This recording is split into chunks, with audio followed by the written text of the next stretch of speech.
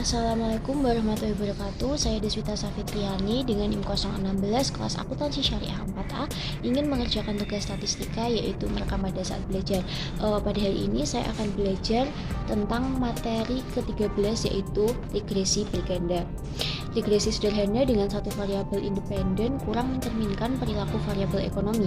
Misalnya, volume penjualan tidak hanya dipengaruhi oleh besarnya pengeluaran iklan, tetapi juga variabel lain seperti harga barang pesaing, mendapatkan konsumen, dan sebagainya. Bentuk umum regresi berganda dapat ditulis sebagai berikut. YI sama dengan B0 plus B1X1I plus B2X2I sama dengan BK X KI plus EI. Misalkan kita mempunyai dua variabel independen, B1 dan B2 merupakan koefisien regresi parsial. B1 adalah mengukur perubahan rata-rata atau nilai harapan Y terhadap perubahan per unit X1 dengan asumsi variabel X2 itu tetap. B2 mengukur perubahan rata-rata atau nilai harapan Y terhadap perubahan per unit X2 dengan asumsi variabel X2 tetap. Metode OLS untuk mendapatkan koefisien regresi berganda adalah sebagai berikut.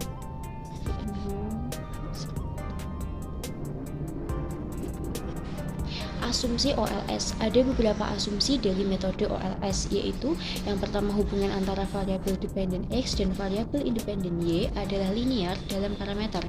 Yang kedua, X nilainya tetap untuk observasi yang berulang-ulang atau non-stokastik.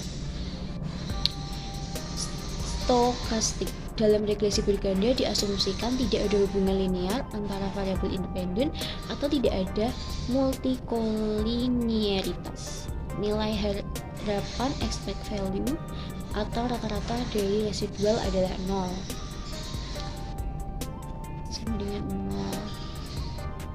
0. Varian dari residual adalah sama atau homoskedastisitas. Pelanggaran dari asumsi ini disebut dengan heterokedastisitas, yaitu varian yang tidak sama.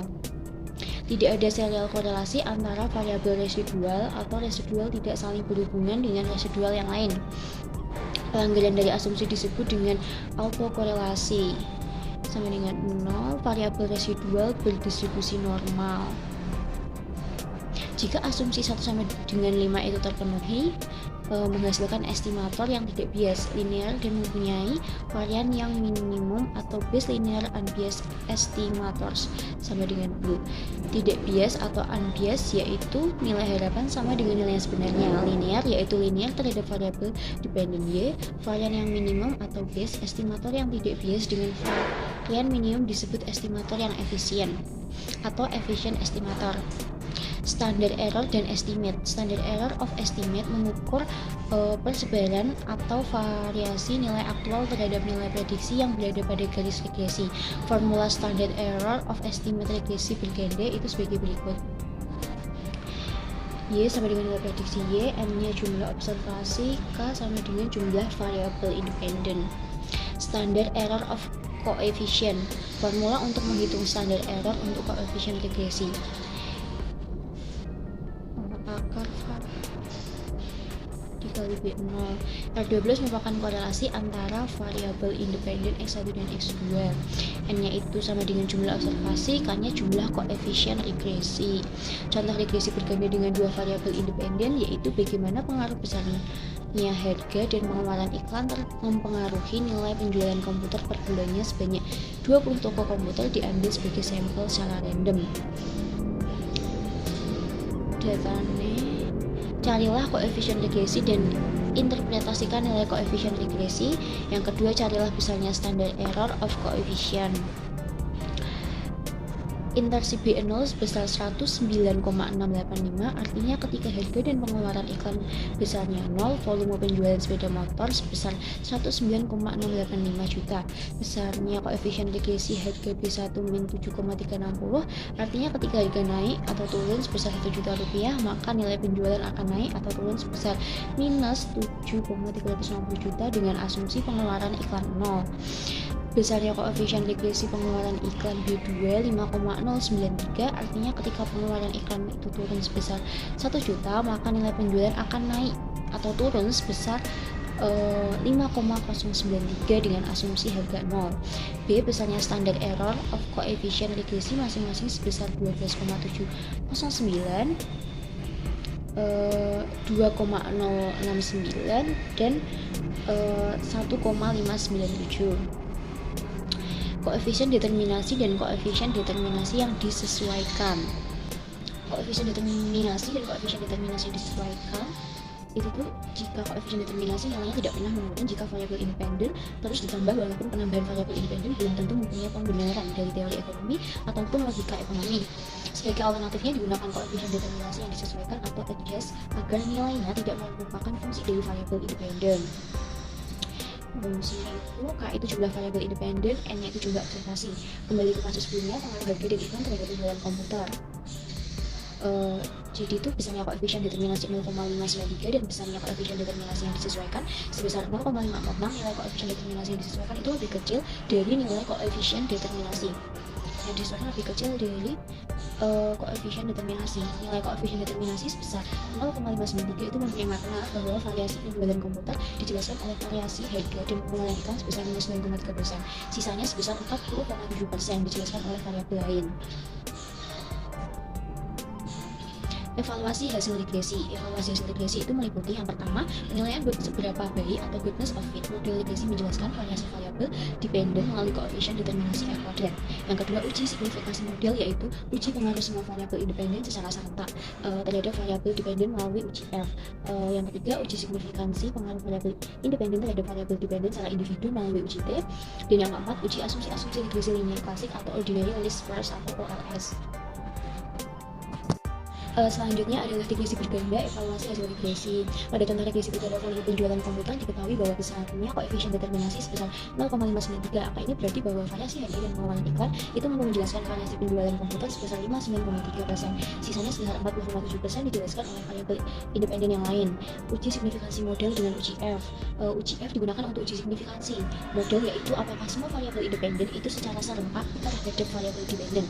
Uji F menggunakan analisis varian atau analisis of variance atau yang biasa disebut dengan ANOVA. Hipotesis 0 mengatakan semua variabel dependen secara bersama-sama tidak berpengaruh terhadap variabel dependennya. Dan hipotesis alternatifnya itu mengatakan semua variabel independen secara bersama-sama berpengaruh terhadap variabel dependen. Mencari nilai hitung dan nilai kritis dari variabel distribusi F. Nilai kritis dicari berdasarkan besarnya alfa dan df. Besarnya df ditentukan oleh numerator kandung 1 dan df untuk denominator n min k. Keputusan menolak atau gagal menolak H0 jika F hitung itu lebih besar dari F kritis, maka kita menolak H0. Jika F hitung itu kurang dari F kritis, maka gagal menolak H0. Apakah pengeluaran iklan dan jumlah sales penjualan satu sel mempengaruhi volume penjualan komputer dengan tingkat signifikasi 5%? H0 bagi B1 sama dengan B2 sama dengan 0, B1 tidak sama dengan B2 tidak sama dengan 0. Nilai F kritis dengan alfa sama dengan 5% dan df numerator karena 1 sama dengan 3 dan 1 sama dengan 2 serta df denominatornya itu n min k sama dengan 23 sama dengan 17 itu sebesar 3,59. F hitung sebesar nilai F hitung itu 12,402 itu lebih besar dari nilai F kritisnya yaitu 3,59, sehingga menolak hipotesis 0. Kesimpulannya harga dan pengeluaran iklan secara bersama-sama berpengaruh terhadap volume penjualan sepeda motor. Uji signifikansi model dengan p-value. Keputusan menolak atau gagal menolak H0 pada uji F bisa dilakukan dengan membandingkan antara nilai p-value dengan tingkat signifikansi yang dipilih atau alfa. Jika nilai p-value lebih kecil alfa yang dipilih, maka kita menolak H0. Jika nilai p-value lebih besar alfa yang dipilih, maka gagal menolak H0. Nilai p-value 0,00 lebih kecil dari 0,05 atau 5%, sehingga dia menolak hipotesis 0. Uji signifikansi variabel independen dengan uji T. Uji T digunakan untuk uji signifikansi pengaruh variabel independen secara individual terhadap variabel dependen. Prosedur uji T itu uji hipotesis satu sisi positif H0, B1 sama dengan 0, lebih besar dari 0, sisi negatif itu sama dengan 0 dan kurang dari 0. Uji hipotesis dua sisi itu B1 sama dengan 0 dan B1 tidak sama dengan 0. Nilai T kritis dari tabel distribusi pada alfa dan degree of freedom sebesar n min k, di mana n sama dengan jumlah observasi dan k sama dengan jumlah parameter estimasi.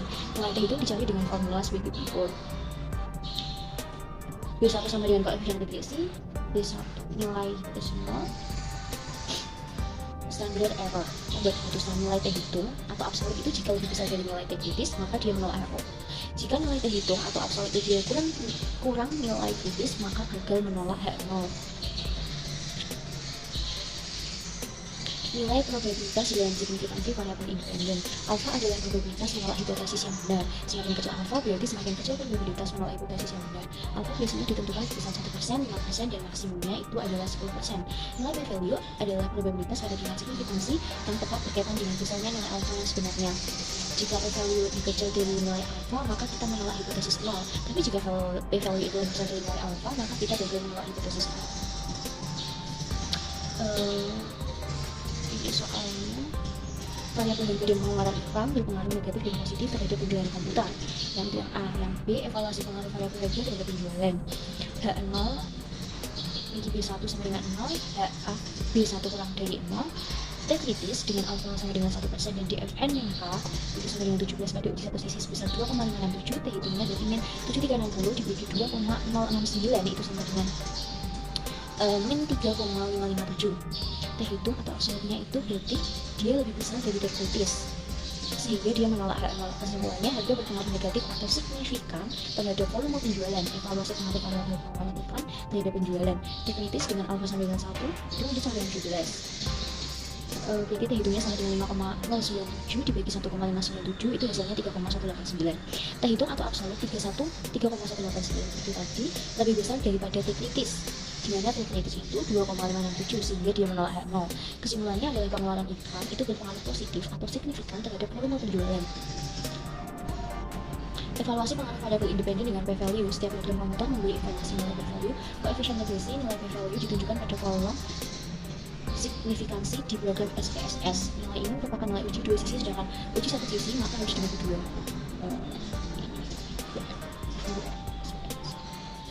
Variabel independen kualitatif. Ada dua jenis variabel di dalam regresi, yaitu variabel kuantitatif dan kualitatif. Variabel dilaporkan dalam bentuk angka numerik itu disebut kualitatif, seperti volume penjualan, pengeluaran iklan. Variabel dilaporkan dalam bentuk atribut bukan angka numerik itu disebutnya dengan variabel kualitatif, misalnya jenis kelamin, tingkat pendidikan. Variabel kualitatif harus dikuantitatifkan dengan teknik variabel dummy, yaitu memberi nilai 1 untuk yang punya atribut atau 0 untuk yang tidak punya atribut. Pada kasus uji sebelumnya, apakah pembelian diskon yang diberikan oleh toko komputer mempengaruhi penjualan komputer? Toko yang memberi diskon mampu menjual lebih banyak komputer sehingga diberi angka 1 dan angka 0 diberikan kepada toko yang tidak memberi diskon. Model persaingannya adalah sebagai berikut. Dia sama dengan B0 plus D1 X1I sampai dengan B3 D1 plus I. Penjualan komputer X1 harganya itu juta, X2 pengeluaran iklan juta per bulan, dan D1 sama dengan diskon 1 untuk toko yang memberi diskon dan 0 untuk toko yang tidak memberi diskon.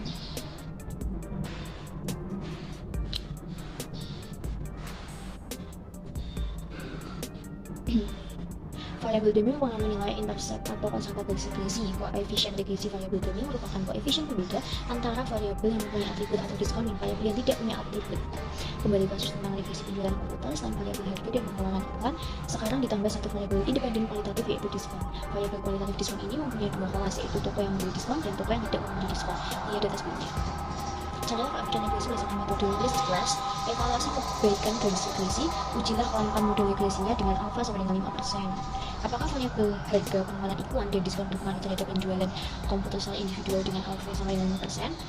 Ini kan interpretasikan hasil regresi misalkan koefisien regresi untuk variabel harga dan pengeluaran iklan. Jika diskon berpengaruh terhadap penjualan, bagaimana artinya koefisien regresi variabel dan diskon tersebut jika menggunakan SPSS? Koefisien regresi bisa dilihat dalam tampilan koefisien. Y sama dengan 141,028 min 1338 0x1 plus 4,835 x2 plus 8,1 D. Ini jika dilihat menggunakan SPSS. Nilai koefisien determinasinya kan 0,830, artinya variasi penjualan komputer dijelaskan oleh variasi harga, pengeluaran iklan, dan diskon sebesar 83%, sisanya sebesar 17% dijelaskan oleh variabel lain. Uji kelayakan model dengan uji F bisa dilihat tampilan ANOVA. Nilai F hitung 11,824, sedangkan kritis dengan alfa sama dengan 5% dan DF numerator sama dengan 3 dan denominatornya 16 besar 3,24. F hitung itu lebih besar dari F kritis sehingga menolak hipotesis 0. Artinya harga pengeluaran iklan dan diskon secara bersama-sama berpengaruh terhadap penjualan. Uji signifikansi variabel independen dievaluasi dengan p-value pada tampilan koefisien pada kolom signifikansi. Karena uji satu sisi maka harus dibagi dua. Variabel harga dan pengeluaran iklan signifikansinya kan pada alfa sama dengan 1%, sedangkan variabel diskon segmentasi pada alfa sama dengan 5%. Y sama dengan 141,028 min 13,380 X1 plus 4,835 X2. Itu untuk toko tanpa diskon, sedangkan untuk toko pemberi diskon itu sama dengan Y sama dengan 149,36 minus 13,380 X1 plus 4,835 X2. Uji asumsi OLS menghasilkan estimator yang tidak bias, linear, dan efisien atau blue. Asumsi-asumsi tersebut berkaitan dengan residual, yaitu heterokedastisitas, autokorelasi, dan normalitas. Asumsi residual mempunyai varian konstan atau homoskedastisitas, scatter diagram residual, dan nilai prediksi untuk mengecek heterokedastisitas. Jika tidak ada pola hubungan antara residual dan nilai prediksi, maka homoskedastisitas, dan jika sebaliknya, maka heterokedastisitas. Autokorelasi. Asumsi residual tidak saling berhubungan atau tidak ada autokorelasi. Metode Durbin-Watson, metode untuk mengecek autokorelasi. Normalitas. Asumsi residual didistribusikan mengikuti distribusi normal. Histogram residual digunakan untuk melihat normalitas residual. Jika histogram mendekati kurva distribusi normal, maka residual berdistribusi normal, dan jika sebaliknya tidak berdistribusi normal. Min plot antara standar normal datar dan standar normal populasi juga bisa digunakan untuk melihat normalitas. Jika ada hubungan linear antara keduanya, maka mempunyai distribusi normal, dan jika sebaliknya, maka tidak berdistribusi normal.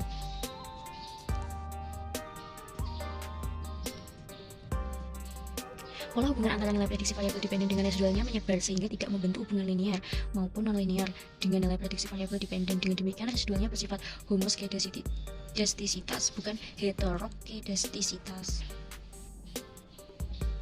Nilai Durbin-Watson 1,678. Nilai kritis pada alfa sama dengan 5%, dengan K3 itu sama dengan jumlah variabel independen, dan N sama dengan 20 untuk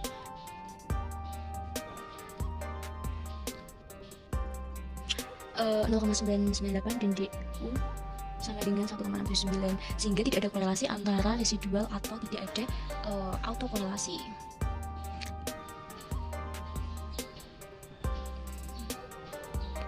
Sekian pembelajaran saya mengenai materi ke-13, yaitu regresi berganda. Wassalamualaikum warahmatullahi wabarakatuh.